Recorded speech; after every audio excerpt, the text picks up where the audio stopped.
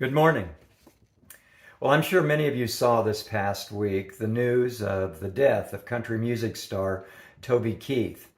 Now, you may not be a country music fan, but because of all the years we spent in Texas, Vanessa and I became pretty big country music fans, and we loved Toby Keith.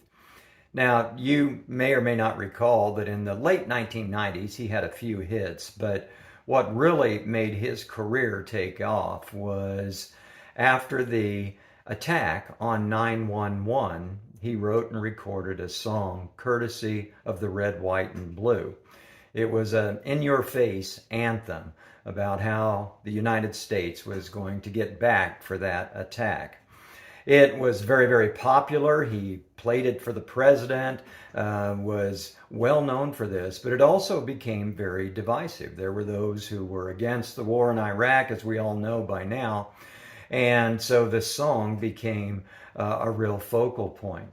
And as you may recall, it became an issue between him and the lead singer of the Dixie Chicks, Natalie Maine. There was a lot of nasty words going back and forth. The Dixie Chicks made some comments about him when they were over in the UK. For several years, they were almost blackballed on country music radio because everyone went to his side. But it turned into a series of ugly exchanges. It was in the middle of while all of that was going on that one of Toby Keith's bandmates, a man by the name of Scott Webb, learned that his 3-year-old daughter had leukemia, and she would ultimately succumb to that disease. Toby Keith said it was a wake-up call for him. He said, "I realized that I disappointed myself tremendously with all of that exchange. The whole thing was a fiasco. I felt like I had lowered myself." He said, "One day I saw a picture of myself and Natalie on the cover of Country Weekly with the headline, 'Fight to the Death.' And he said it seemed so insignificant in the face of what was going on with the Webbs. I said, enough is enough." So the Bible talks about our tendency to go back and forth, to argue, to fight, to insult each other when we feel strongly about something and someone else feels exactly the opposite about it. Peter writes about this, and I think it's significant that it's Peter because I kind of guess he might have been a guy who struggled with this particular tendency. He said this in 1 Peter chapter 3, verses 8 and 9. "Finally, all of you, be like-minded, be sympathetic, love one another, be compassionate and humble. Do not repay evil with evil, nor insult with insult.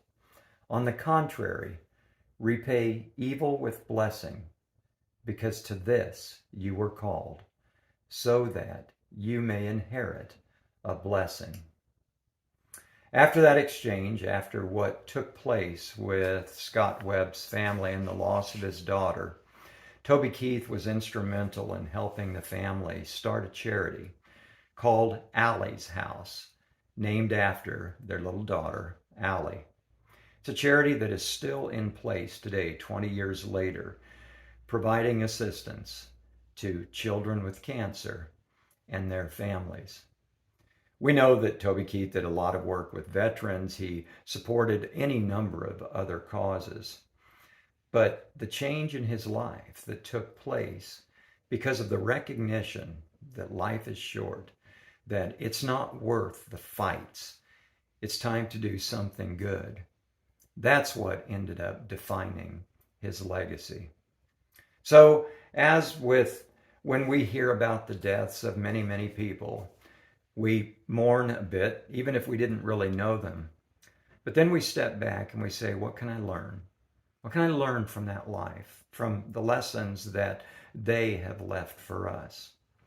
And hopefully all of us can learn from Toby Keith that life is too short to get involved in insults and fights, arguments. Let's be the people that Peter calls us to be: humble, compassionate, sympathetic, be the people that God wants us to be, because he has called us to that. And may we too, at the end, leave a legacy that will last well beyond our years. Have a great week.